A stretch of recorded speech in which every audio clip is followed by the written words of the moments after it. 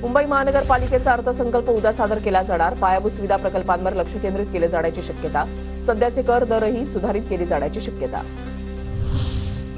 Banner होर्डिंगच्या संख्यांवर नियंत्रण ठेवण्यासाठी छापखान्यांना विशेष खबरदारी घेण्याच्या सूचना. पालिकेची रीतसर परवानगी असेल तरच बॅनर छापण्याचे निर्देश. राज्यामधील 78.40% शाळांमध्ये संगणक वाचन गणित विषयामध्ये प्रगती, तर एकूण शाळांपैकी 72.95% शाळांमध्ये संगणकांचा वापर. असरमधील मुद्दे खोडत शिक्षण विभागाचा दावा. आरटी अंतर्गत प्रवेशासाठी 3 लाखाहून अधिक अर्ज दाखल. प्रवेशासाठीची सोडत काढून विद्यार्थ्यांची यादी आणि प्रवेशाचं वेळापत्रक जाहीर करण्यात येणार. प्राथमिक शिक्षण संचालकांची मागणी. आरटीच्या खासगी शाळांच्या राखीव 25% जागांसाठी 3 लाख अर्ज. यंदा राज्यामधील 7,863 शाळांमध्ये प्रवेशासाठी 1,09,111 जागा उपलब्ध.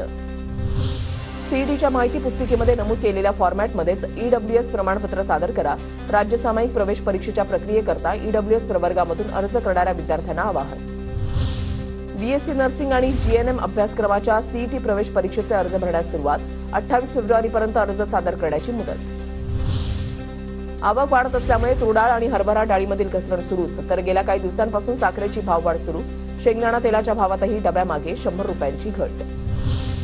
मंत्रालयामध्ये आता चेहरा दाखवूनच प्रवेश मिळणार.